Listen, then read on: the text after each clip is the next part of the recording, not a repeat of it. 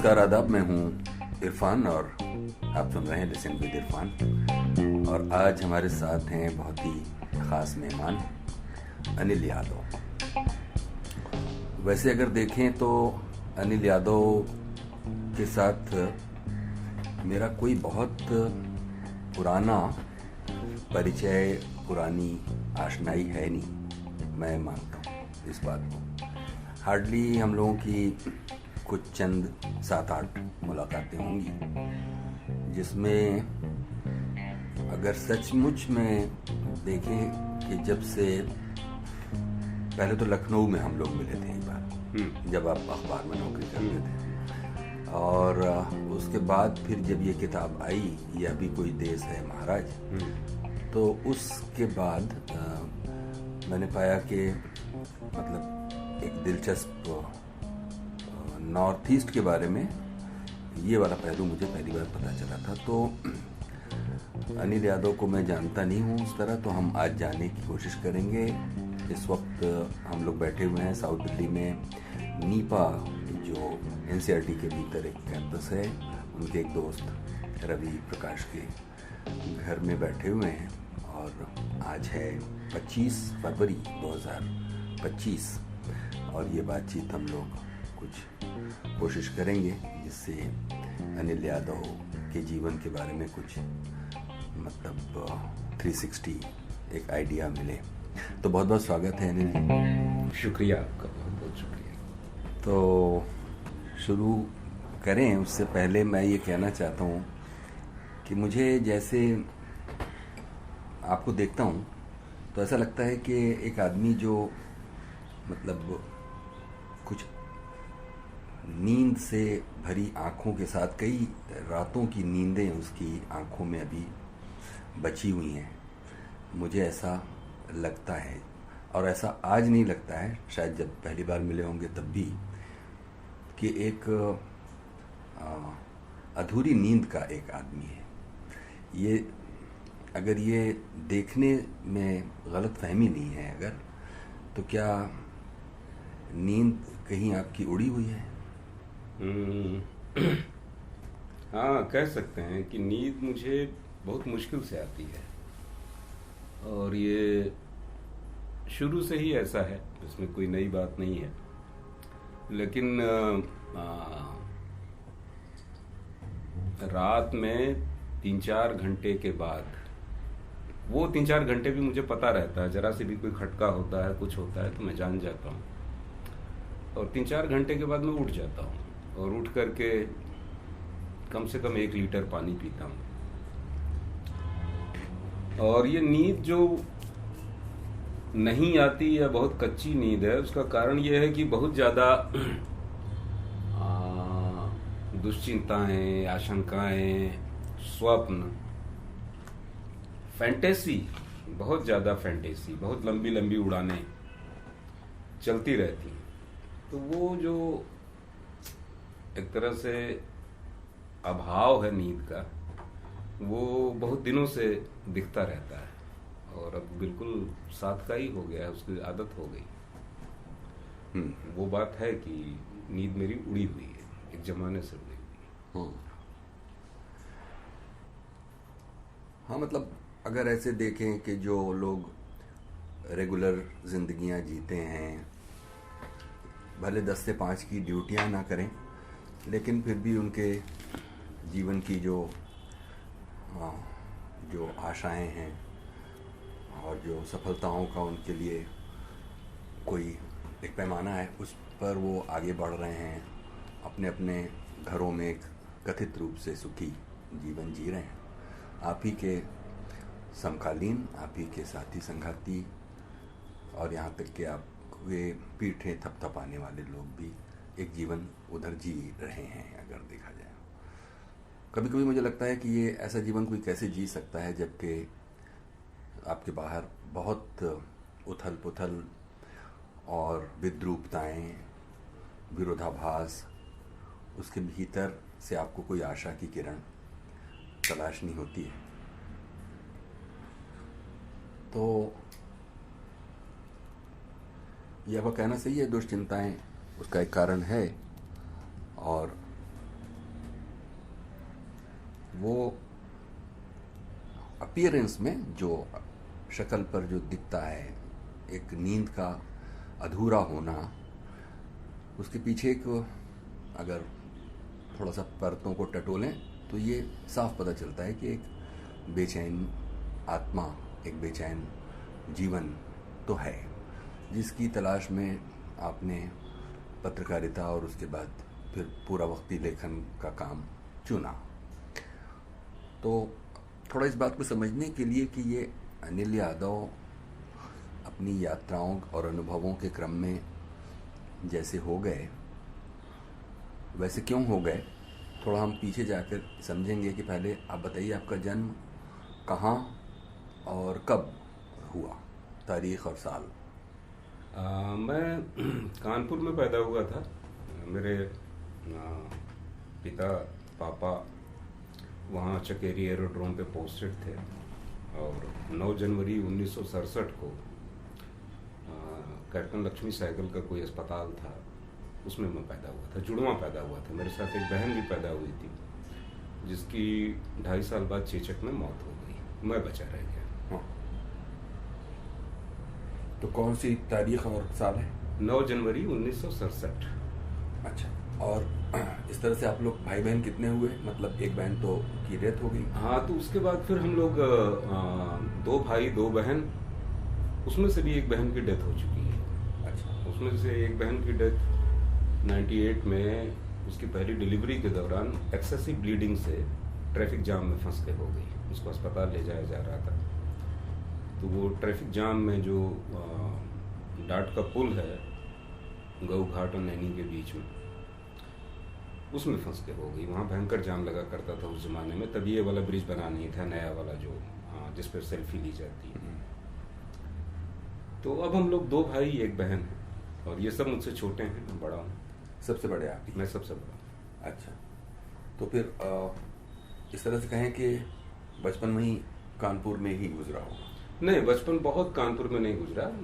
शुरुआत में मेरा एडमिशन पहली क्लास में या केजी में कराया गया था वहाँ, लेकिन तभी मेरे फादर का तबादला कहीं और हो गया, शायद कर्नाटक हो गया, और हम लोगों को गांव भेज दिया गया माँ के साथ।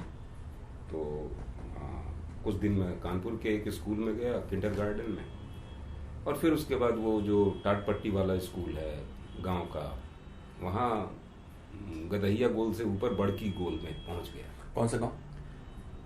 हम लोग उस समय अपने ननिहाल में रहा करते थे, गाजीपुर में, सैदपुर तहसील में, सादात ब्लॉक में एक गांव है परसनी खुर्द, उसको कुंजी का पूरा भी कहते हैं। तो कुंजी का पूरा में मेरे नाना रहते थे उस जमाने में, तो उन्हीं के यहाँ चले गए हम लोग फिर। और वहीं दूसरी और तीसरी की पढ़ाई हुई मेरी गांव में। फिर उसके बाद हम लोगों को, हमारे बाबा इलाहाबाद में मिलिट्री डेयरी फार्म में रहते थे, नौकरी करते थे वहाँ। फिर हम दोनों भाइयों को पढ़ाई के लिए उनके पास भेज दिया गया, तो वहाँ के स्कूल में फिर पढ़े। हाँ। ये ननिहाल में कितना साल रहे? ननिहाल में ज़्यादातर तो ननिहाल में ही रहे, क्योंकि दादा भी नौकरी में थे और पापा भी नौकरी में थे, तो फिर ननिहाल में ही रहे। इंटरमीडिएट तक ननिहाल में रहे। अच्छा। और उसके बाद फिर जब घर से बाहर निकले पढ़ाई के लिए, तो इंटरमीडिएट तक की पढ़ाई कहाँ हुई बता रहे? सैदपुर में एक टाउन नेशनल इंटर कॉलेज है, जिसका एक नाम रंगमहल भी है, रंगमहल स्कूल। अच्छा। तो उसमें हुई इंटरमीडिएट तक, 9वीं से लेके इंटरमीडिएट तक की पढ़ाई वहाँ हुई, और उससे पहले 4थी से लेके 8वीं तक की पढ़ाई इलाहाबाद में हुई थी। अच्छा। तो कहा जाए कि 12वीं तक आप ननिहाल के ही उसमें रहे? ज़्यादातर वहीं रहते थे। तो ये जो परसनी खुर्द छोटा, परसनी कला और खुर्द 2 हैं। तो जो उसका छोटा हिस्सा है वो खुर्द है। अच्छा। कैसी जगह थी ये परसनी खुर्द? हाँ, परसनी खुर्द कैसी जगह थी, अगर उसको याद, मतलब कि रोड से कनेक्टेड? हाँ, रोड से कनेक्टेड। बाजार था? नहीं, बाजार नहीं था, लेकिन सड़क बिल्कुल छू के गुजरती थी। और सड़क से ही लगा हुआ एक कोऑपरेटिव बैंक था। उसके पीछे हम लोगों की बसवारी थी और एक गढ़ई थी, और उसके बाद एक टोला था अहीरों का। मुझे लगता है ज़्यादा नहीं बड़ा नहीं था, 10-12 घरों का टोला था, और सब छोटे किसान थे, बहुत छोटे किसान थे। क्योंकि उसमें से ज़्यादातर मुझे याद है कि बनारस में कुछ छोटी मोटे काम किया करते थे, जैसे कोई पल्लेदारी किया करता था, बोझा ढोने का काम विश्वेश्वरगंज मंडी में। एक सज्जन चना बेचा करते थे, कुर्ता पैजामा पहन के और पॉलिटिकल गाने गाते हुए चना बेचा करते थे, उनका नाम तीरथ राज था। तो इसी तरह से लोग थे। और वहाँ जीवन कैसा था, तो जीवन में जो मुझे सबसे पहली चीज दिमाग में आती है कि कोई बहुत खुशनुमा जीवन नहीं था। वहाँ जो आपस की शत्रुता है, प्रतिद्वंदिता है, और एक दूसरे की जमीनों पे कब्जा करने के जो षड्यंत्र हैं, और एक दूसरे को बर्बाद करने के लिए जो बिछाए जाने वाले डेटोनेटर और तार हैं, उन सब की याद आती है। कोई बहुत सुहानी बात नहीं याद आती है पर्सनी खुद के बारे में। लेकिन फिर भी उस जीवन में एक बचपन बीतने का एक मजा था, क्योंकि बच्चे सारी चीजों से थोड़े बेपरवाह होते हैं, और वो खतरनाक चीजों में भी घुस के तमाशा देखने लगते हैं, वो जिसका पता उन्हें बहुत बाद में चलता है। तो इसी तरह का बचपन भी था। कोई उसमें मुझे कोई बहुत जैसे बचपन को याद करने का रिवाज है वैसा कुछ नहीं, थोड़ा जटिल किस्म का बचपन था। तो इसमें पिता की देखरेख में रहते थे? नहीं, पिता तो हमेशा कहीं न कहीं पोस्टिंग पे रहते थे। कभी असम में होते थे, कभी कर्नाटक में होते थे, कभी अमृतसर में, पंजाब में होते थे। तो पिता तो साल में 1 महीने के लिए वो छुट्टी में आते थे, एयरफोर्स में थे। तो पिता नहीं, वो बल्कि मैं तो कहूँगा कि हम लोग अपनी माँ के ही देखरेख में रहते थे, और नाना की देखरेख में। नाना भी फिर गुजर गए। मैं जब हाई स्कूल में आया तो नाना की डेथ हो गई ब्रेन हेमरेज से। तो एक तरह से माँ की ही देखरेख में रहे। अच्छा। और तब तक 12वीं तक पहुंचते आप अपने आप को कैसा पाते थे कि मतलब कैसा बन रहा है ये अनिल जो है, ये कैसा लड़का बन रहा है? 12वीं तक आते आते मैं देखता हूँ कि तो मैं अब इसको पलट के ही देख सकता हूँ यहाँ से। मैं ठीक उस समय कैसा महसूस करता था मैं रिकॉल नहीं कर सकता, और बहुत कुछ ऐसी चेतना भी नहीं थी कि मैं कैसा बन रहा हूँ, कैसा हो रहा हूँ, इसकी कोई अवेयरनेस भी नहीं थी। ये है कि बस जैसा हो रहा है वैसा हो रहा है। और उस समय तक कैरियर वेरियर के बारे में सोचने का कोई रिवाज किसी इंटर के लड़के में नहीं था, तो मुझ में भी नहीं था, और मुझे थोड़ा कम ही था, क्योंकि मैं स्कूल भी इंटरमीडिएट में कभी कभार ही जाता था, और स्कूल से क्लास कट करके नींद की कमी। मैं क्लास कट करके गंगा के किनारे जाके एक अखाड़े के पास के एक चबूतरे पे कम से कम 3-4 घंटे सोता था। ये 9वीं से लेकर 12वीं तक सिलसिला चला, और मेरा काफी मजाक भी बनता था स्कूल में, और ये समझा जाता था कि मेरी शादी वादी हो गई होगी, और रात भर मैं अपनी बीवी के साथ जागा होऊंगा और अब आके सो रहा हूँ। तो मुझे बड़ा मजाक भी उड़ाते थे लड़के कि रात भर ये बहुत मशीन चला के आए हैं अभिधा, और अब यहाँ सो रहे हैं। तो एक तो कैरियर वेरियर जैसी कोई बात नहीं थी। और अब मैं सोचता हूँ तो एक जो सबसे पहली चीज याद आती है कि बहुत गुस्सा था। आसपास का जो कुछ भी था सब बड़ा खराब लगता था। मतलब अपना घर भी, अपनी खेती बाड़ी भी, समाज भी, सब बड़ा खराब लगता था, और सबके खिलाफ बहुत कटुता, बहुत गुस्सा भरा हुआ था। तीसरी चीज मैं पाता हूं कि एक इंफीरियरिटी, हीनता मुझ में बहुत थी। तो मैं अपने आप को बहुत सारी ऐसी चीजें जो दूसरे लोगों को बहुत सामान्य तौर पे मिल जाती है उसके अयोग्य मानता था। हम्म। और हीनता ही इसे कहेंगे कि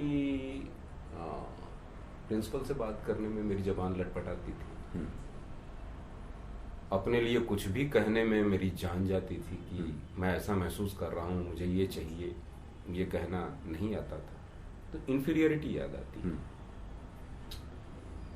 और हाँ, ये जरूर आता है कि एक रूमान भी था, नेचर के साथ बहुत अच्छा कनेक्ट था।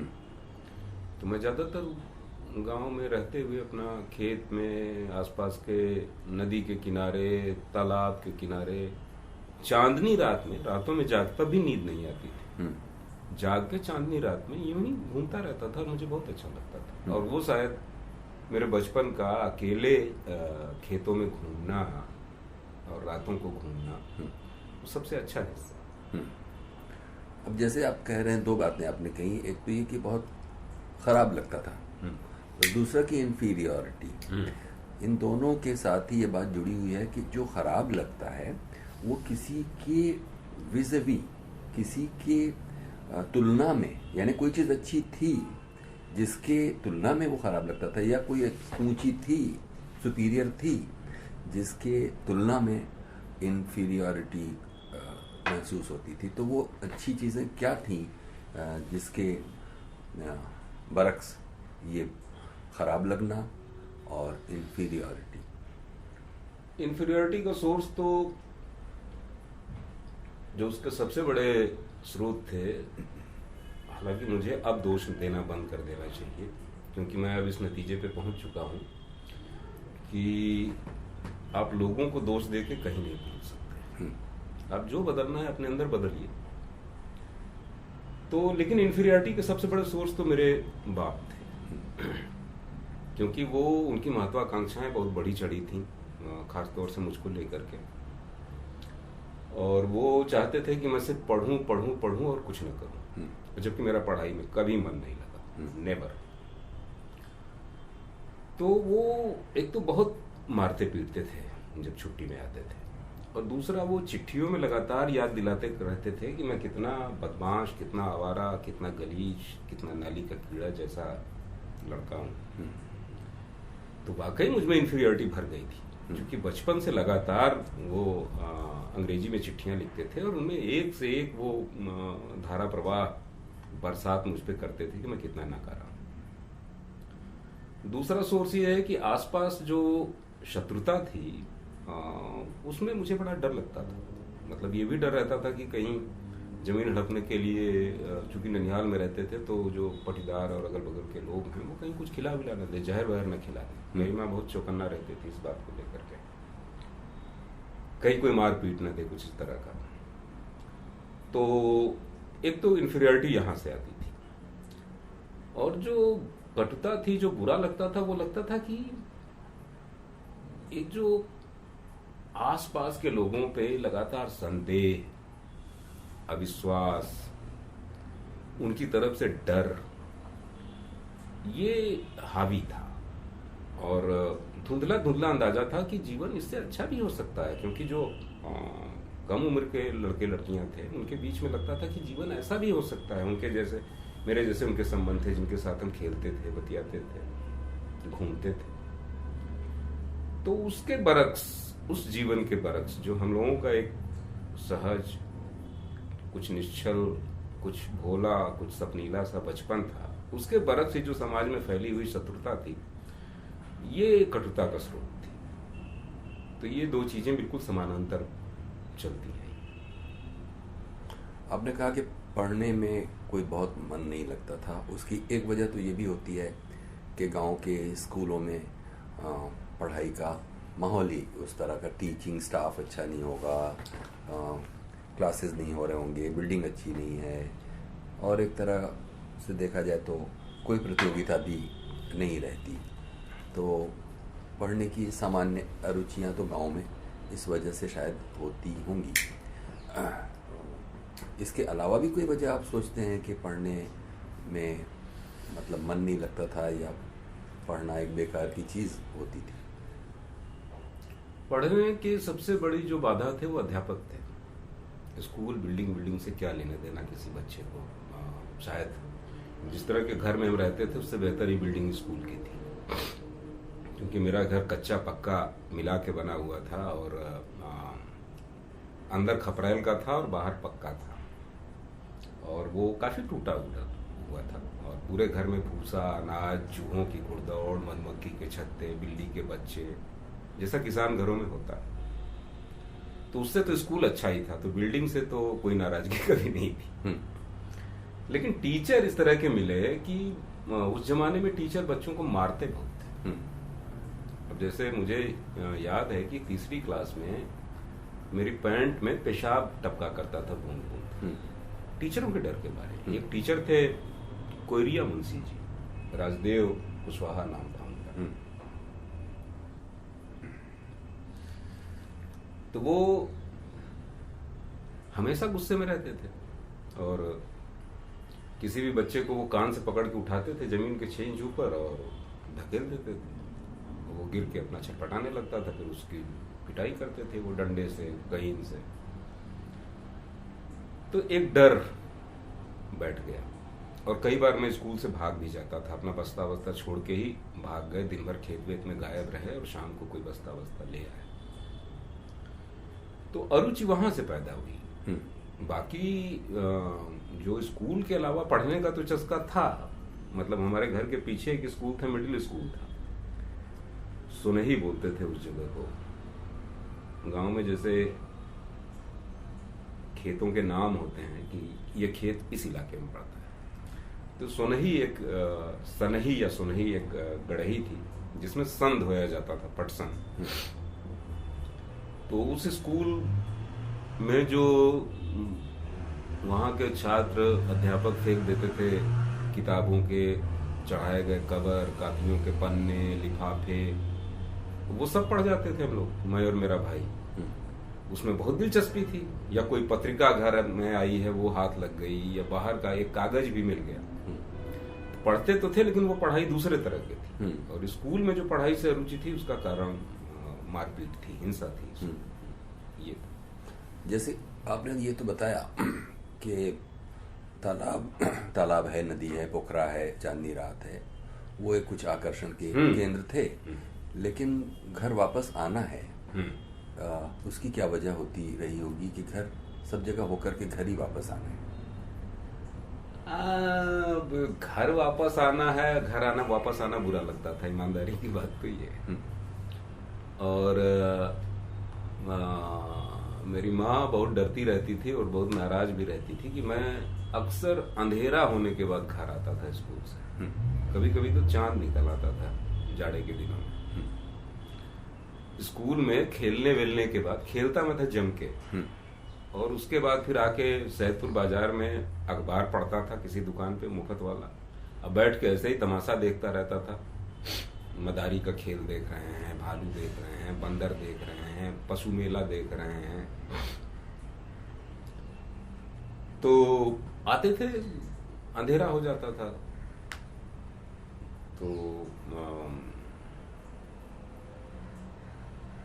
और दूसरा ये है कि घर से भागने की भी कई कोशिशें मैंने की उसी जमाने में। एक बार तो, पहली बार तो बनारस तक भागने की कोशिश की, उसमें कामयाब हुए, और एक रात रुक करके वापस लौट आए। अपने गांव के ही लोगों के पास एक रात रुके और वापस लौट आए। और उसके बाद फिर 2-3 बार भागने की कोशिश की, लेकिन थोड़ी और लंबी लंबी दूरियां तय करके।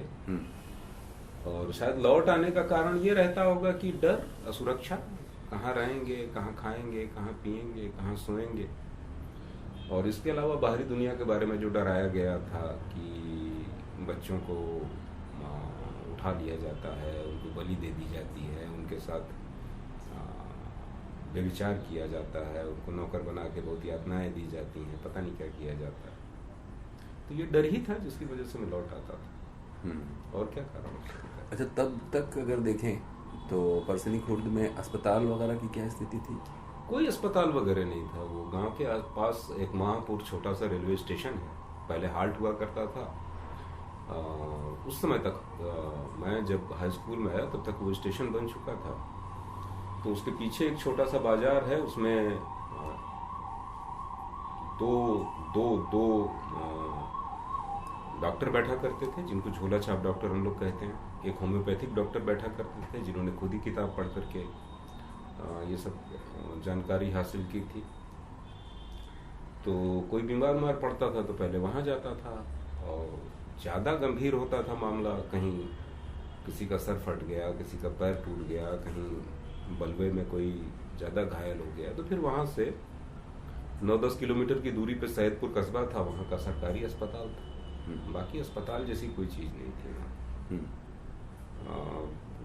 और भी कोई सुविधा नहीं थी। एक कोऑपरेटिव बैंक जरूर था, जहाँ से किसान खाद लिया करते थे, और उसमें भी अक्सर गबन होता था, और बैंक मैनेजर पैसा वैसा लेके भाग जाता था, और साल 2 साल में एक बार खाद नहीं मिलती थी। तब बाजार में जाके ब्लैक में खरीदनी पड़ती थी, जो हम भी खरीदते थे।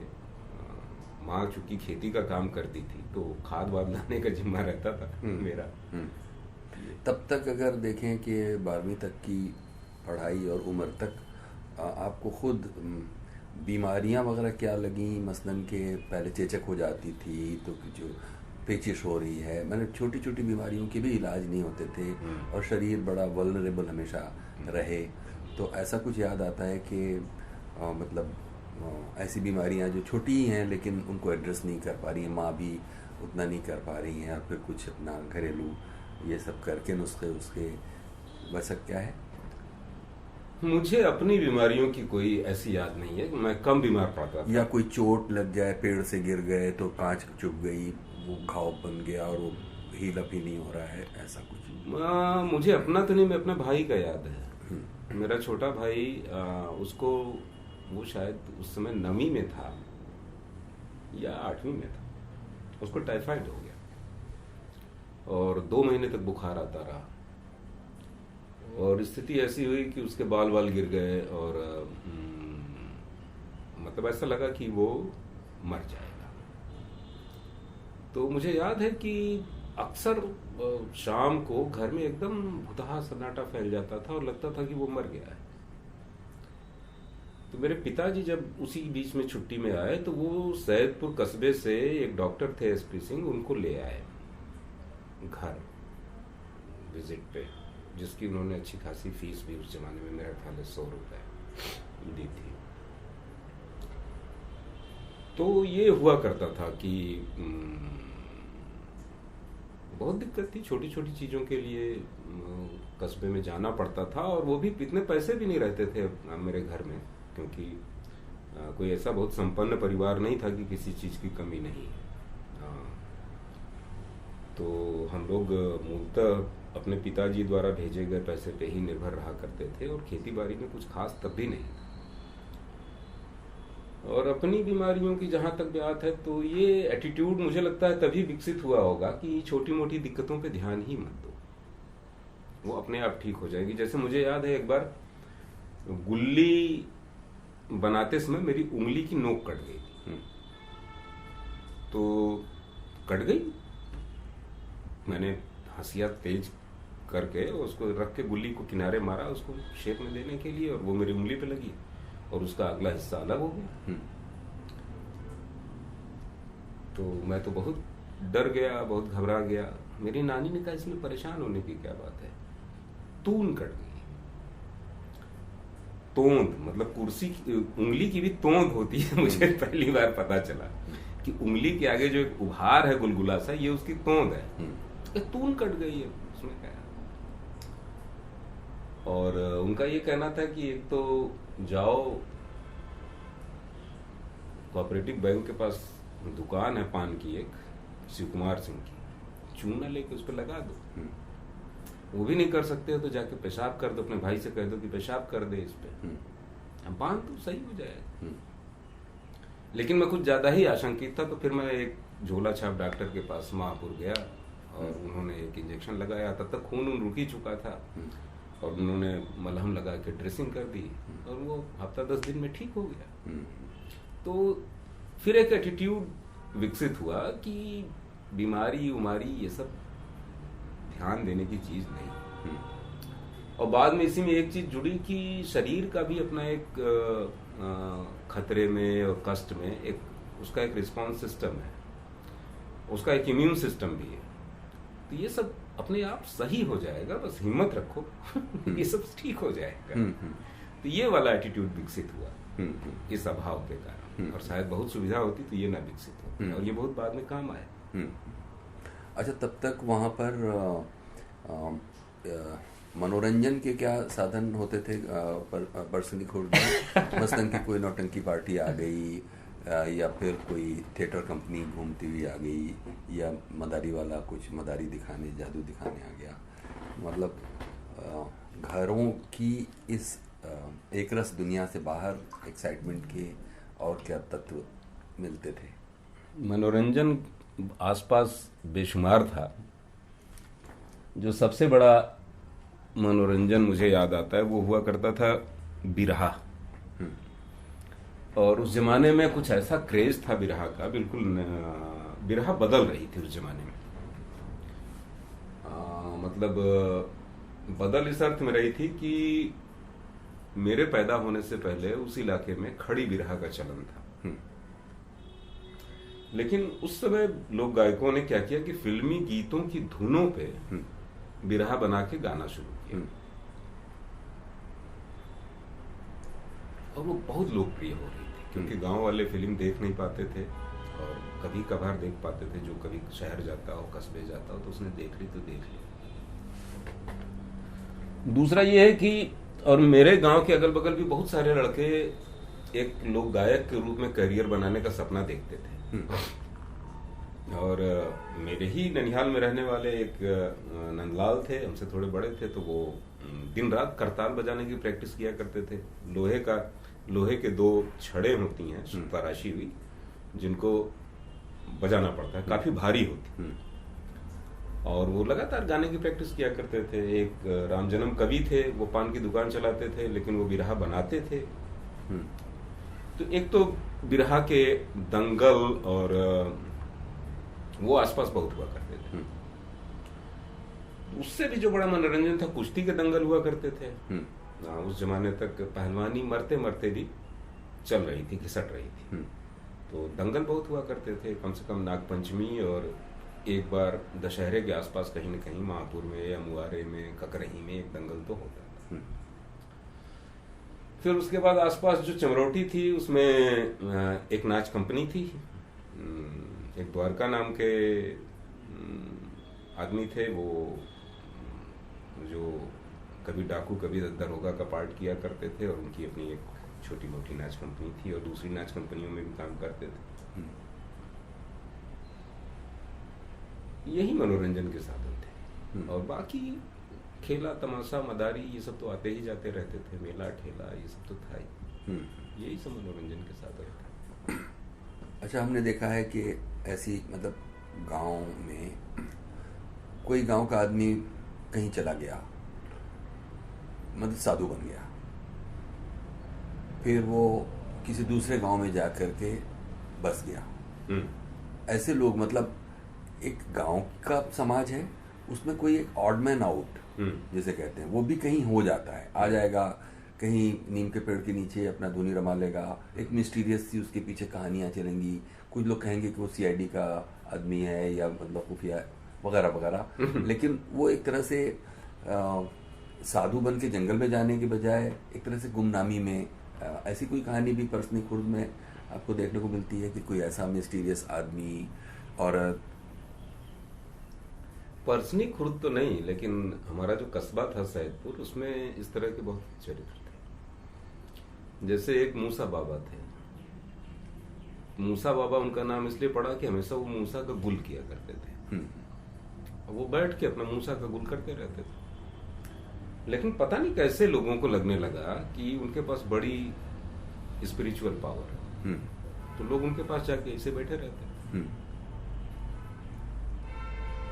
तो वो गाली देते थे कि तुम लोग चूतियों यहाँ क्यों आए, क्या करने आए? कुछ कृपा।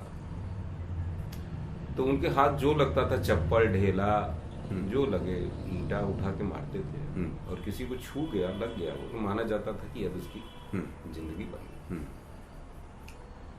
और अब जो है मैं देखता हूँ तो भितरी के पास मूसा बाबा की एक बहुत बड़ा वो बना हुआ है, उनकी समाधि बनी हुई है और वहाँ उर्स होता है और एक तरह से भीतरी वाले उसको एक बड़े गर्व के साथ कि उनके पास भी कोई दिखाने लायक बताने लायक जगह है।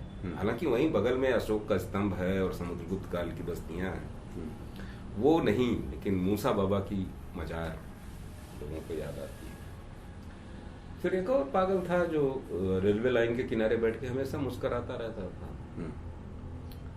फिर उसके बाद एक और आदमी था जो अर्थी पे लेटा रहता था, उसको उसके घर वालों ने मरा दिखा करके, उसके बड़े भाई ने उसकी जमीन हड़प ली थी। अच्छा। कागजों में मरा दिखा के, तो वो लोगों का ध्यान खींचने के लिए और कचहरी वालों को बताने के लिए, वकीलों को, जजों को, कि मैं जिंदा हूं, वो एक अर्थी पे लेटा रहता था। तो इस तरह के चरित्र थे, लेकिन एज सच पर्सनली खुद बहुत छोटी सी जगह थी, वहाँ सब इस तरह का कोई नहीं था, लेकिन हाँ आसपास इस तरह के बहुत जगह। अच्छा, पर्सनली खुद में लाइट वाइट का क्या था? बिजली लाइट वाइट आती थी कभी कभी, चूंकि मेरे नाना थोड़े से ठीक किसान थे, उन्होंने एक पंपिंग सेट लगवा रखा था, तो लाइट अक्सर रात में कभी कभार आ जाती थी, 2 घंटे 3 घंटे 4 घंटे, कभी हफ्तों नहीं आती थी, और कभी कोई फॉल्ट हो गया तो महीनों नहीं आती थी।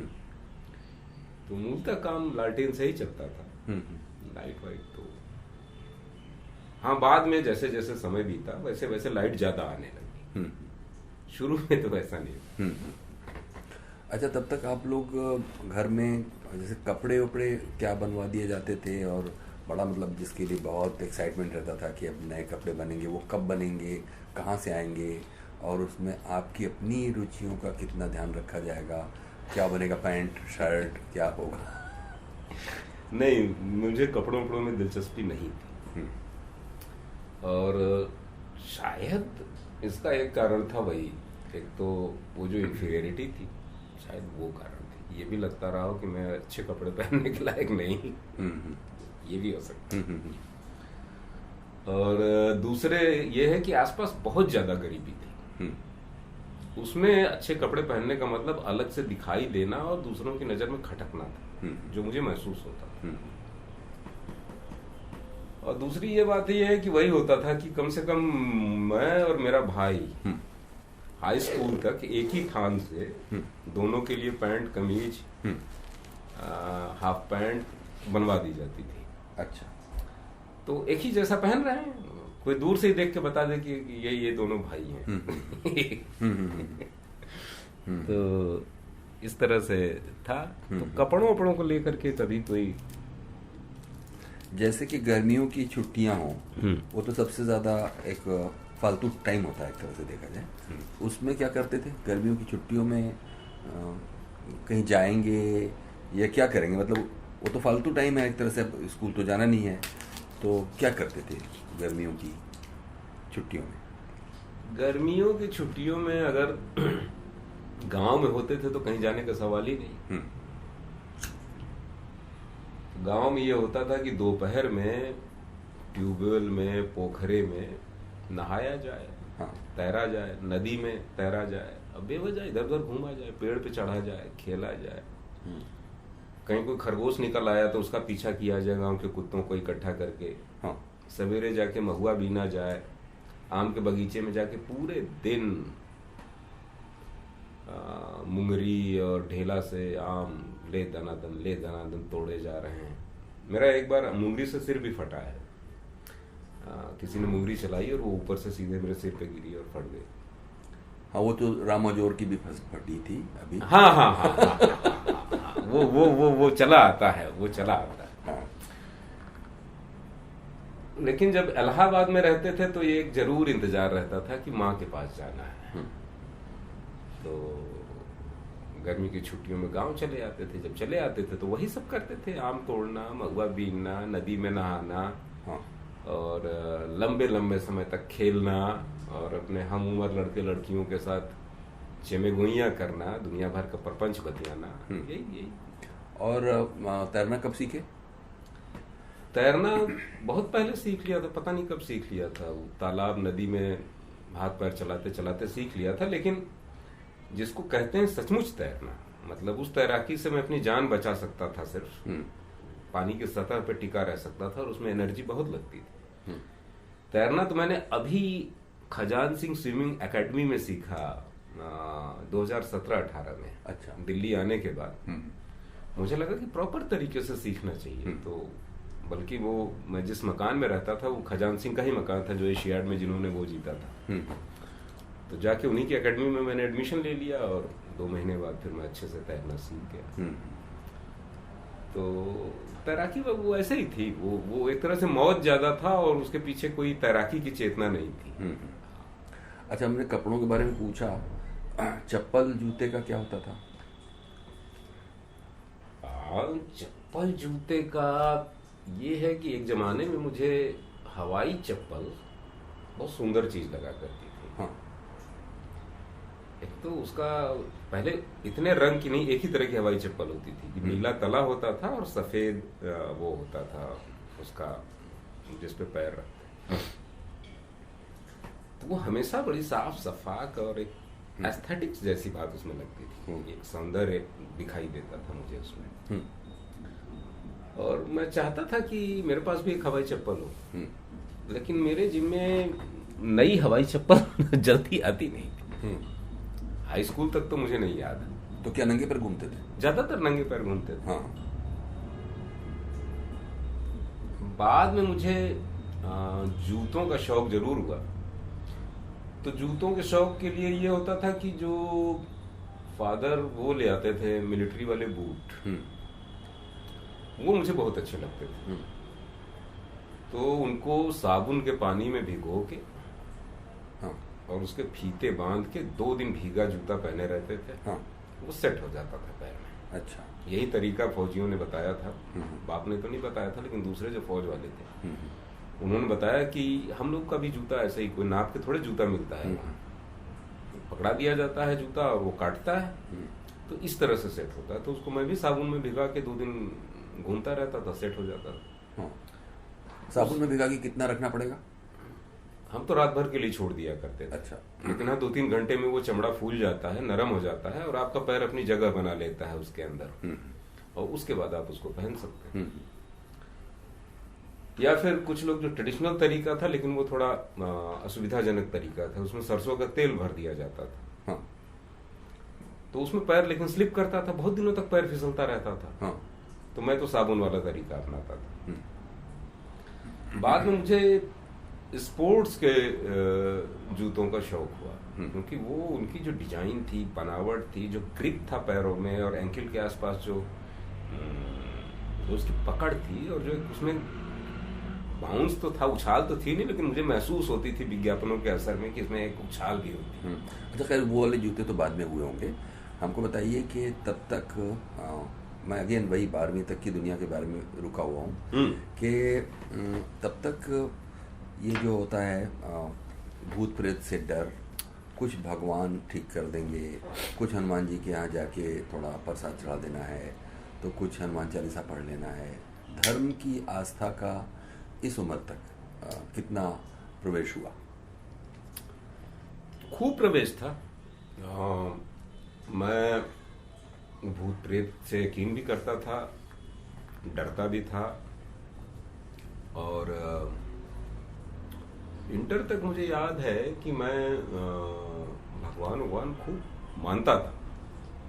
जैसे एक मुझे याद है कि 8वीं का जब मेरा रिजल्ट आया, चूंकि 8वीं मैंने इलाहाबाद से किया था, महर्षि Valmiki inter college, 1 Warren Hastings road, high court के पास हम लोगों का स्कूल था। उसी के बाद दादा रिटायर हो गए तो गांव चले आए। रिजल्ट अभी आया नहीं था, बोर्ड था, अखबार में पता चला कि आज रिजल्ट आएगा, और जो आज अखबार बनारस से आएगा दोपहर तक, उसमें रोल नंबर देखना है। तो मैं अपने ननिहाल से महापुर स्टेशन तक दुर्गा जी को मनाते गया कि अगर दुर्गा जी मैं पास हो गया, सिंपली पास हो गया, तो मैं आपको 2 किलो लड्डू चढ़ाऊंगा, जो काफी ज्यादा था हमारे उसके हिसाब से। आमतौर पे 1 पाव लड्डू चढ़ा के मान लिया जाता था कि काफी। और जैसे ही मैंने देखा कि मेरा उसमें नाम है, मैं बदल गया। मुझे लगा कि क्या जरूरत है चढ़ाने की। लेकिन इस बदलने के पीछे कोई मक्कारी नहीं थी। हाँ। इसके पीछे ये था कि दुर्गा तो माँ है, जैसे हम अपने माँ के साथ बदल जाते हैं हर बात पे। हाँ। कि कहते हैं कि हम तुम्हारी बात मानेंगे, तुम ऐसा कर दो तो बात मानेंगे, लेकिन वो जैसे ही काम हो जाता है नहीं मानते उसकी बात। तो ऐसा ही दुर्गा माँ के साथ। तो भूत प्रेत भी थे, भगवान भी थे, और इसी के साथ साथ मैं थोड़ा विवेकानंद को पढ़ने लगा था।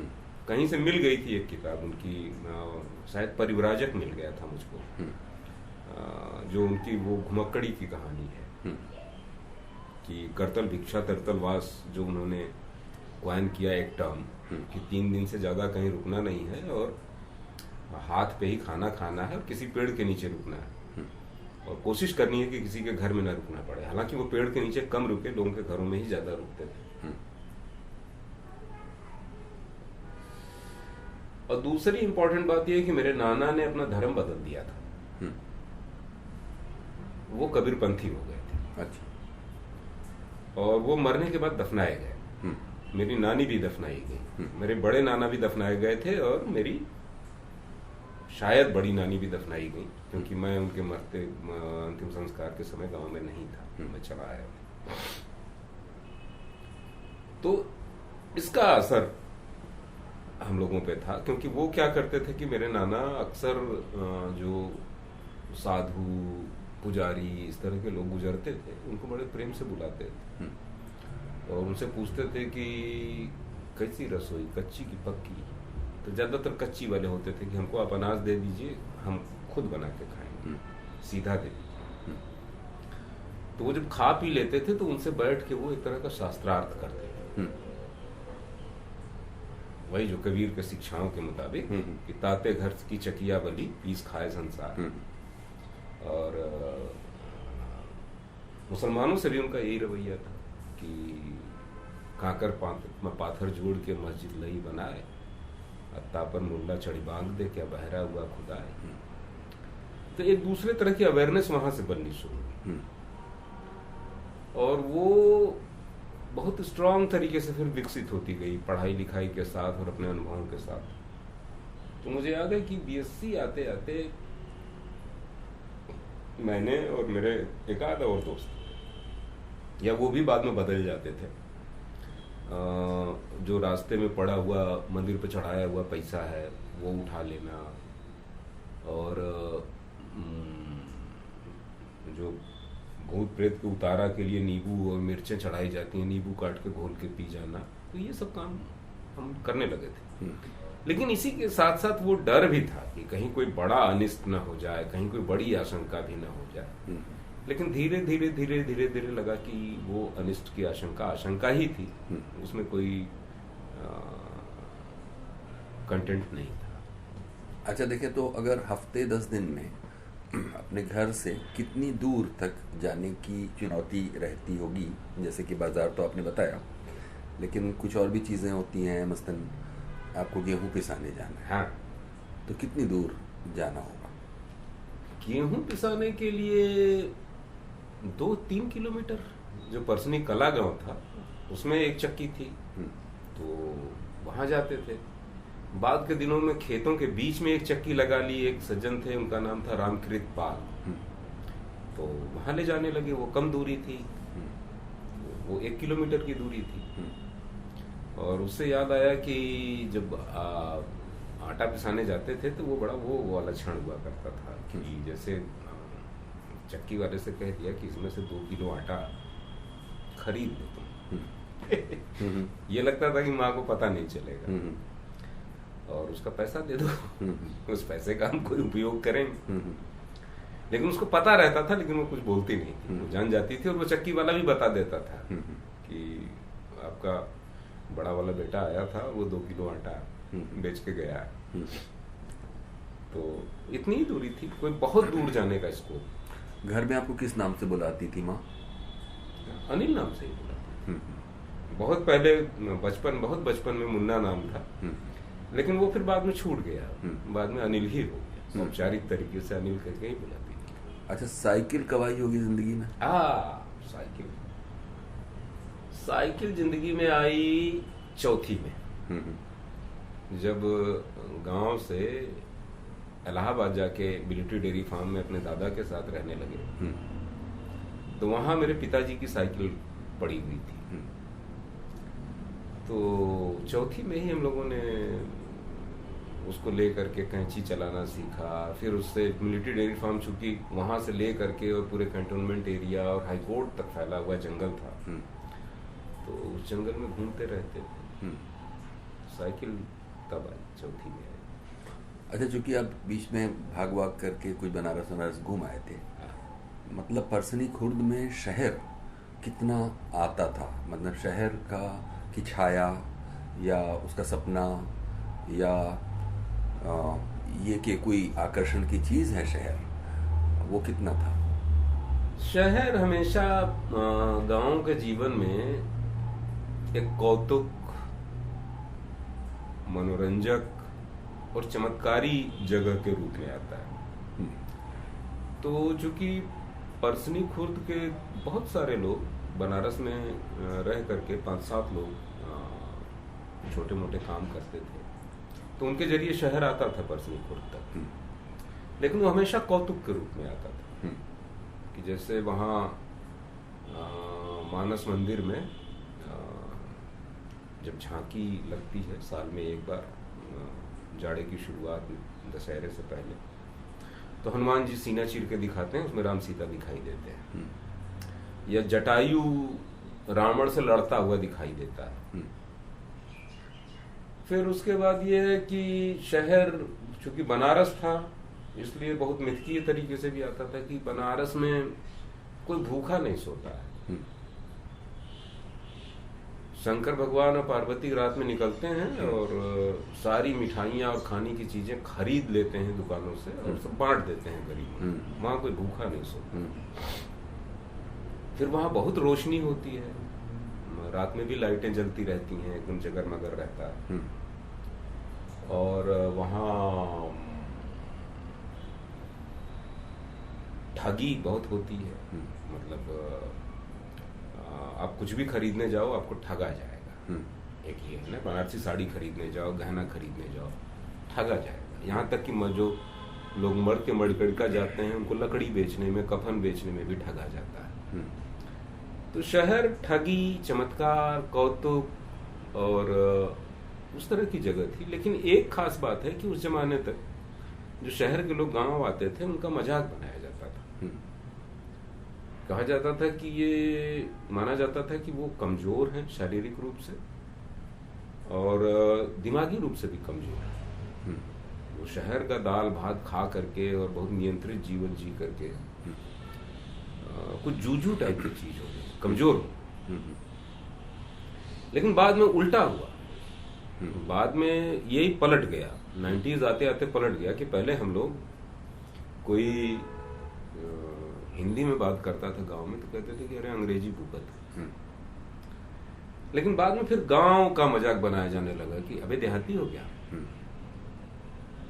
ये फिर पलटते हुए मैंने देखा कि पहले हम लोग शहरियों का मजाक बनाया करते थे जो गांव में आते थे, और बाद में फिर देहातियों का मजाक बनाया जाने लगा। तो इस तरह से शहर आता था। अच्छा, तब तक दोस्तियों की क्या दुनिया थी? कोई पक्का दोस्त बन गया कि कुछ भी होगा राज की बात उससे बताई जाएगी, उसके साथ षड्यंत्र किए जाएंगे या एडवेंचर किए जाएंगे? एक कोई पक्का दोस्त या एक से ज्यादा? ईमानदारी की बात तो है कि मेरा कोई दोस्त नहीं रहा, बचपन से ही कोई दोस्त नहीं रहा। उसकी वजह ये थी कि जो बच्चे मेरे साथ बड़े हुए, उसमें उनमें ये चेतना कि वो फला घर के हैं और उनको अपने घर के हितों की रक्षा करनी है। अपने घर के जैसे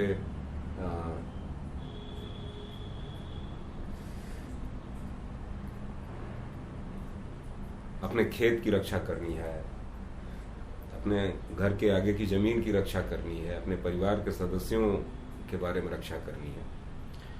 तो अक्सर ये चीज इनोसेंस को खत्म कर देती थी, टकराती थी।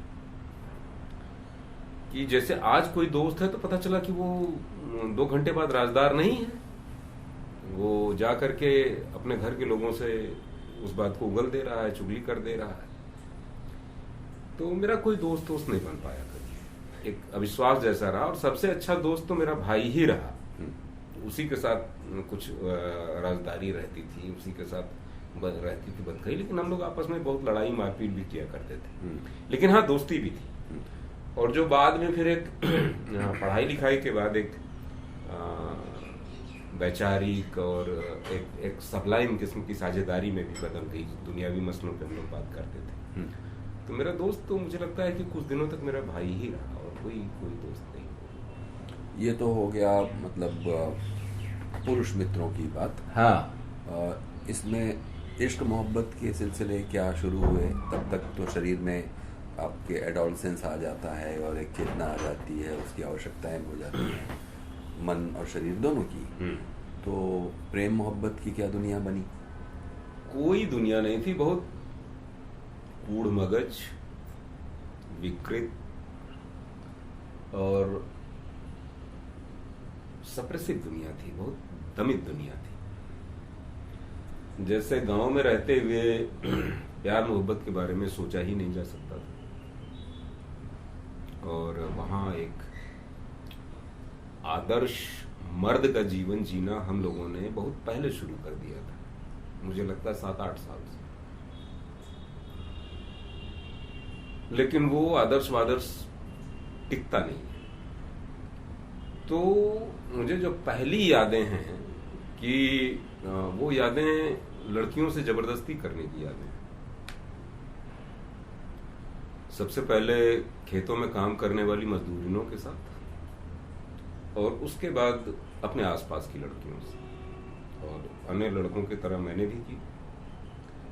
लेकिन वो लड़कियां भी कोई गांव की लड़कियां थी, कोई ऐसी लड़कियां नहीं थी कि वो आसानी से इन सब चीजों को बर्दाश्त कर लेती, और वो कुश्ती लड़ जाती थी, और मजबूत हुई तो पटक भी देती थी, 2-4 कुहनी मार भी देती थी, और चिल्ला चिल्ला के गाली देती थी।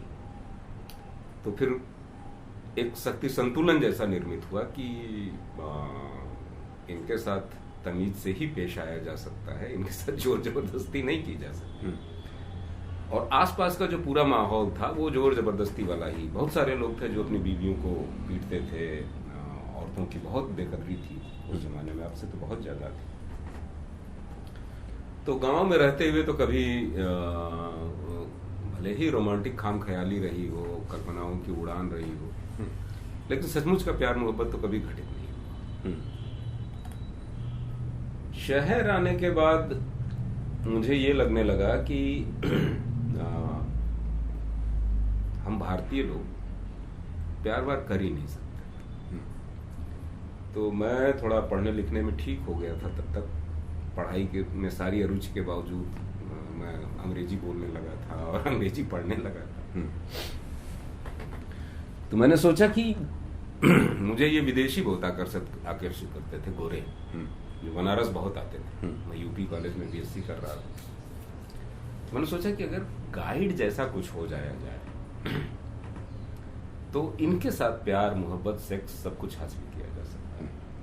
तो इस चक्कर में कि मुझे कोई एक खुले दिमाग की लड़की मिल जाए, मैंने इन लोगों को घुमाना शुरू किया बनारस। जो भी मेरी आधी अधूरी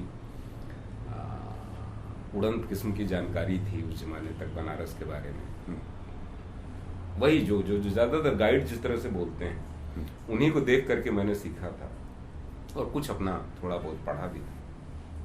तो उनके साथ दोस्तियां करने की मैंने कोशिश की। और मुझे याद है कि एक बार एक आयरलैंड की कोई एक लड़की थी, उसका नाम था टाइना ओब्रायन। तो उससे मैंने कहा था कि क्या मुझे तुम्हारे साथ बहुत अच्छा लगता है, क्या हम लोग सेक्स कर सकते हैं? तो उसने मेरा गाल थपथपाया, कहा कि तुम बहुत छोटे हो, जाके पढ़ाई लिखाई करो, और दूसरा ये मेरा शरीर है, मैं जिसके साथ चाहूंगी शेयर करूंगी, मैं तुम्हारे साथ नहीं शेयर करना चाहती। तो वहां से फिर कुछ एक समझदारी बननी शुरू हुई कि, और मुझे जो पहली बार प्रेम क्या कहें, प्रेम प्रेम नहीं कह सकते, एक जो वही जो आप हार्मोनल उसकी जो बात कर रहे हैं कि एक पहली बार जो मैंने अपना शरीर साझा किया या सेक्स किया, वो एक अपने से काफी बड़ी उम्र की महिला के साथ किया। और फिर उसके बाद कहीं जा करके मैं कुछ सहज और सामान्य हो पाया, और नहीं तो वरना लड़कियों से बात करने में मेरी पैंट सरकती थी। मैं सीधे उनकी आंखों में देख नहीं पाता था, हकलाता था बोलते हुए उनके सामने। तो बहुत बाद में ये सब विकसित हुआ, प्रेम मोहब्बत ये सब तो बहुत बाद में विकसित हुआ। अच्छा, तब तक ये तो आपने कहा कि करियर वरियर की बात तो होती नहीं थी, फिर भी कुछ सपना तो मन में बनने लगा होगा कि बड़ा, सब लोग बड़े हो रहे हैं, हम भी बड़े हो रहे हैं, अब इंटर कॉलेज ख़त्म हो गया, अब कॉलेज में जाएंगे। तब तक कुछ एक सपना, मतलब क्या करना है ज़िंदगी में, या कोई तलाश, जैसे कि आपने कहा कि विवेकानंद वाली किताब पढ़ी है आपने, तो खुद परसनी खुर्द में कोई एक ऐसा जैसे कहते हैं कि विजडम वाला कोई आदमी भी आपकी नज़र में याद आता है, जिससे कुछ कहा पूछ लिया जाए कि ये हो रहा है तो इसका क्या हल हो सकता है, उसका माने उसको दार्शनिक शब्द ना भी इस्तेमाल करें तो एक सहज छात्र के रूप में जिज्ञासाएं होती हैं, तो कोई विजडम वाला कोई आदमी? नहीं, मुझे नहीं याद आता इस तरह का कोई आदमी कि जिससे मैं ये कह सकूं कि मुझे क्या पढ़ना चाहिए, क्या करियर बनाना चाहिए, कहाँ जाना चाहिए, इस तरह का कोई आदमी था ही। और मेरे आसपास जो लोग थे उनकी चिंताएं बहुत दूसरी किस्म की थी। उनकी चिंताएं ये थी कि वो कुछ ज़्यादा खेत खरीद लें, उनकी फसल अच्छी हो जाए, और उनके लड़की की शादी किसी बढ़िया घर में हो जाए, किसी उनसे ज़्यादा ताकतवर, उनसे ज़्यादा संपन्न घर में शादी हो जाए। और इसके अलावा और कोई चिंताएं नहीं थी लोगों की, कि मैं, और दूसरा कोई इस तरह का था ही नहीं आसपास, इतनी शत्रुता थी कि नहीं पूछ सकते थे।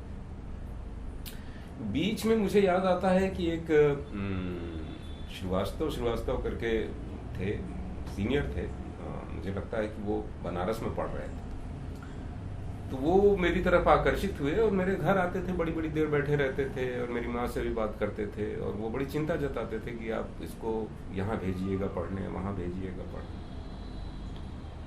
लेकिन उनसे भी मुझे डर लगता था, जैसे मेरा पूरा परिवार ही चौकन्ना रहता था कि इतना ज्यादा इसके दिलचस्पी लेने का क्या कारण ये क्या वजह है कि ये घर चलाता है और बैठा रहता है, इससे क्या मतलब, ये कहीं पढ़े लिखे ना, कुछ करे ना करे, इसको क्या लेना देना है, ये इतना हितु क्यों बन रहा है। इस आशंका ने उस संबंध को मार दिया जो दोस्ती के रूप में विकसित हो सकता था।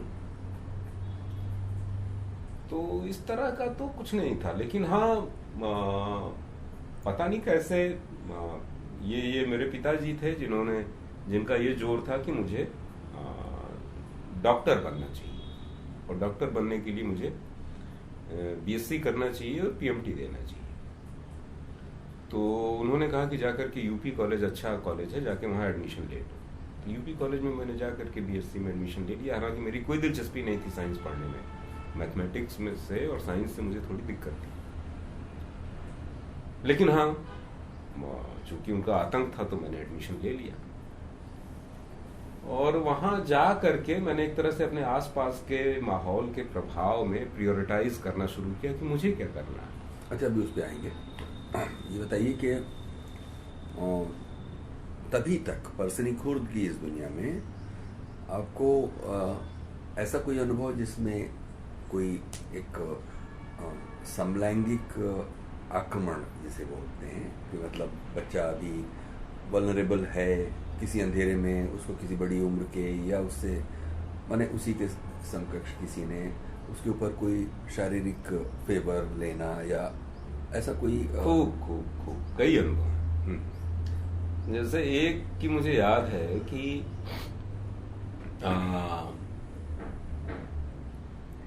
यही कोई फरवरी मार्च का महीना रहा होगा। एक दिन मैं अपने स्कूल जा रहा था, तो मैं रोज स्कूल जाते समय रास्ते में एक हिरावनपुर का पुल पड़ता है, उसके नीचे गांगी नदी बहती है, गंगा की ट्रिब्यूटरी है। मैं थोड़ी देर रुक करके आते जाते दोनों समय नदी को देखता था, और वहीं सामने एक रेलवे लाइन थी, तो उस पर रेलगाड़ी गुजरती थी। ये स्कूल जाते टाइम की बात? स्कूल जाते टाइम की बात, सुबह सुबह की बात। एक आदमी आया, रुका, और उसने पूछा कि क्या देख रहे हो? मैंने कहा कि नदी देख रहे हैं, बह रहा है पानी, बहता हुआ पानी देख रहे हैं, कहाँ घर पड़ेगा? जब तक मैं उसको बताता अपना गांव, तब तक वो आया और उसने एक तरह से मुझे चूमा, और हड़बड़ी में मेरा गाल भी काटा उसने, और भाग गया। फिर अपनी साइकिल पे बैठा, वो भाग गया। और वो गांव का ही था? नहीं, गांव का नहीं था, वो पता नहीं कहाँ का था। तो एक तो ये अनुभव, दूसरा वो समलैंगिक अनुभव ही कहेंगे, जिसको मैंने उसमें लिखा भी है अपने ट्रेवलॉग की शुरुआत में, कि मैं बहुत छोटा था, तब मुझे पता भी नहीं था ठीक कि इसको क्या नाम दें इस अनुभव को, कि असम से आया हुआ एक आदमी, 35-38 साल का आदमी, उसने बात करते करते मेरा हाथ पकड़ के अपने शिश्न पे रख दिया। लेकिन अच्छा ये था कि वहां एक महिला बैठी हुई थी, उसने भाग लिया। तो उसने जो है मुझे जिस गमछे से उसने मेरा हाथ ले जाके रखने के बाद ढका था, उसने उसको उठाने के लिए हाथ बढ़ाया उस बुढ़िया ने। तो उस आदमी ने घबरा के मुझे छोड़ दिया। लेकिन हाँ, उसके बाद मैं काफी त्रस्त रहा, बुखार में रहा 2-3 दिन तक। और ये कितनी उम्र की बात? ये मेरा ख्याल है 6-7 साल की उम्र की बात। और उसके बाद जो समलैंगिकता के ज्यादा अनुभव होते थे, वो जैसे बारात में हम लोग जाते थे, तो एक चारपाई पे 2-3 लोग सो जाते थे। तो उस समय पता चला कोई कहीं हाथ फेर रहा है, कोई कहीं हाथ फेर रहा है। और पहले तो मैं उससे त्रस्त रहा, लेकिन हाँ, बाद में मैंने भी फेरना शुरू किया, क्योंकि मैं वो उस उम्र में इस तरह से मैं इंट्रोड्यूस हुआ था कि मैंने भी फेरना शुरू किया। लेकिन जब मैंने बहुत प्रतिवाद और बहुत उस तरह का गुस्सा झेला, तब मुझे लगा कि नहीं, ऐसा नहीं करना चाहिए। तो इस तरह के अनुभव बेशुमार थे आसपास मिले हुए, बहुत थे, कोई कमी नहीं थी ऐसे अनुभव। तो ठीक है, अब आपने बता ही दिया कि पिता आपको डॉक्टर बनाना चाहते थे, और चाहे अनचाहे बीएससी करने के लिए आप यूपी कॉलेज बनारस फिर पहुंच गए। और इस तरह से अब हम परसनी खुर्द की दुनिया से आगे यूपी कॉलेज में पहुंचेंगे, जहां आपने बीएससी किया। और बीएससी करते हुए क्या आपने इस डॉक्टरी वाले मामले पर क्या नजरिया रखा? मैं नहीं डॉक्टर बनना चाहता था, ईमानदारी की बात है, लेकिन मुझमें हिम्मत भी नहीं थी कि अपने बाप से कहता कि मैं नहीं बनना चाहता हूँ। और हिम्मत अगर मैं कर भी लेता, की भी, मैंने कहा भी, तो उनका कहा हुआ कानून था, उसको मानना ही था। तो मैं करने वहां चला तो गया, लेकिन वहां भी मेरा मन नहीं लगता था, चूंकि जबरदस्ती मुझे भेज दिया गया था पढ़ने के लिए। हॉस्टल में रहने लगा, तो मुझे पढ़ाई से ज्यादा जो बाकी चीजें थी उनमें ज्यादा मजा आने लगा। जैसे मुझे फुटबॉल खेलने में बहुत मजा आने लगा, और यूपी कॉलेज एक लंबा चौड़ा हरा भरा खूबसूरत सा कॉलेज है, उसमें घूमने में मजा आने लगा। तो डॉक्टरी बनने का सपना अपना तो कभी कभी परवान ही नहीं चढ़ा। और ये भी हुआ कि मैं घर से पैसे लेता था कि मैं उसका फॉर्म भर रहा हूँ और एग्जाम देने जा रहा हूँ, लेकिन मैंने कभी एग्जाम भी नहीं दिया। पैसे में लेता था, खा भी जाते थे हम। तो मैंने उसी समय मुझे याद है मैंने प्रायोरिटाइज किया था कि मैं 3 चीज हो सकता हूँ। एक तो खिलाड़ी हो सकता हूँ, खेल सकता हूँ। मैं हॉकी बढ़िया खेलता था। मेरे गांव में, ननिहाल के गांव में हॉकी खेलने का चलन था। तो हाई स्कूल इंटर के बाद हम लोग पहले तो देसी किस्म की हॉकी होती थी, जो बांस की जड़ काट के बनाई जाती थी हॉकी, और उसी से गेंद बनाई जाती थी बांस की जड़ से ही। तो वो बहुत रफ किस्म की हॉकी होती थी और उसमें बहुत चोट लगती थी, क्योंकि उस हॉकी को बिल्कुल सिर से लठ की तरह घुमा के खेला जाता था। उसमें बहुत लोगों के सिर फटते थे और वो गेंद एक जगह चिपक जाए तो हड्डी टूट जाती। तो मुझे याद है कि मेरे पिताजी एक हॉकी स्टिक ले आए थे, वो भी खेलते थे और उन्होंने तो रेसलिंग में काफी आगे तक गए। वो खिलाड़ी ही थे, वो एयरफोर्स के जूनियर टीम में थे। तो यूपी कॉलेज आने के बाद भी वो खेलना जारी रहा। मैं फुटबॉल खेलने लगा, हालांकि क्रिकेट का दबदबा तब तक होने लगा था। तो एक तो मैं चाहता था कि मैं खिलाड़ी बन जाऊं, लेकिन वैसा नहीं हो सकता था क्योंकि मैं एक तो खाने पीने के मामले में बहुत मीन मेखी टाइप का लड़का था। मुझे बहुत बढ़िया खाना चाहिए था और फिर नहीं खाता था, नहीं अच्छा खाना मिलता था। और उससे पहले अपने घर में भी थाली वाली फेंकता था, फेंक दिया करता था, नहीं खाना। तो शारीरिक रूप से उतना मजबूत नहीं था। अंदर विल थी खेलने की, लेकिन उतना मजबूत नहीं था। एक एथलीट होने के लिए जितना न्यूट्रिशन चाहिए मुझको नहीं मिल रहा था। और दूसरा, खेलने में भी एक डिसिप्लिन चाहिए कि आपको बिल्कुल एक नियत समय पे रोज जाकर के ग्राउंड पे जाकर के वार्म अप करना है, वर्कआउट करना है और अपना जो आपका गेम है उसकी प्रैक्टिस करनी है। वो मुझसे नहीं हो पाता था क्योंकि अक्सर रात में किसी दूसरे दोस्त के कमरे पे रुक गए, कहीं बाहर चले गए तो नहीं पहुंच पाते थे। दूसरा ये था कि राजनीति करनी, ये जो एक खाम ख्याली आती थी फैंटेसी कि हम बहुत बड़े जन समूह के आगे चल रहे हैं और जन समूह हमारे पीछे चल रहा है और हम समाज, दुनिया सब कुछ बदल दे रहे हैं, अपने को एक हीरो के रूप में और मिलिटेंट हीरो के रूप में देखना। इस फंतासी के तहत ये भी आता था कि राजनीति करनी चाहिए। तीसरी बात आती थी कि लिखना चाहिए। ये कैसे आता था, इसकी कोई पृष्ठभूमि नहीं थी। घर में कोई लिखने पढ़ने वाला नहीं था, ज्यादातर लोग फौज में थे और पहली पीढ़ी थी जो नौकरियों में गई थी, वरना उससे पहले सब किसान थे। लेकिन ये था कि लिखना चाहिए। ये एक ऐसा काम है जो बहुत इन्वॉल्व करता है और दूसरा ये है कि इसमें जो कोई मजा है, ये बात समझ में आने लगी।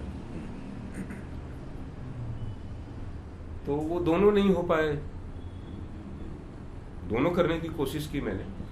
जैसे जैसे मुझे याद है कि मेरे नाना कुश्ती का ट्रायल दिलाने के लिए मुझे और मेरे भाई को एक बार सिगरा स्टेडियम ले गए थे बनारस। और उस समय मैं अभी इंटर से नीचे ही था, लेकिन उनसे मेरी बात होती थी और वो मेरी इच्छा को जानते थे कि मैं खेलना चाहता हूँ। तो उनके लिए खेलने का मतलब था कुश्ती। तो वो एक ट्रायल दिलाने ले गए, सिगरा स्टेडियम में हो रहा था। तो हम लोग जो है एक कहाँ रुके हैं, होटल जैसी चीज का नाम तो हम लोग जानते नहीं थे। तो मेरे गांव के एक ठेकेदार थे, गड़रिया थे, और वो वहाँ मकान बनाने का ठेका लेते थे। उनको किसी बड़े आदमी ने अपने लॉन में वो घर उन्होंने बनाया था और वो एक कमरा दे रखा था रहने के लिए कि इसमें तुम रह सकते। तो वो अपना पुरविया आदमी, कम खर्चे में कैसे रहें, वो वहाँ रहते थे। तो मुझे याद है कि हम लोग उस लॉन में सोए रात में, मैं, मेरा भाई और मेरे नाना अंदर सोए और हम दोनों भाई बाहर सोए। मच्छर काटते रहे और अगले दिन जो है स्टेडियम में गए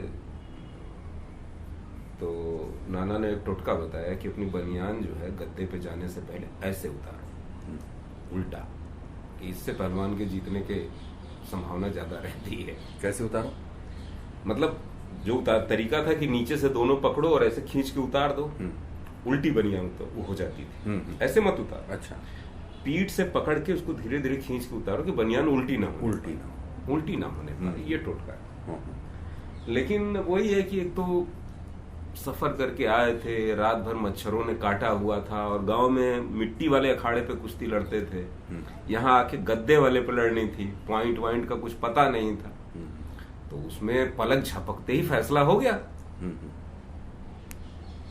जो प्रतिद्वंदी था, मुझे याद है, उसने अपना एक घुटना धीमे से चलाया और वो मेरे जबड़े पे लगा। और जैसे ही मेरा होंठ कटा और मेरा ध्यान बटा और उसने मुझे गिरा दिया, और मैं चित्त भी नहीं हुआ। मान लिया गया कि मैं हार गया हूं, पता नहीं कैसे पॉइंट जोड़ के। तो वो खेलने वाला भी नहीं हो पाया।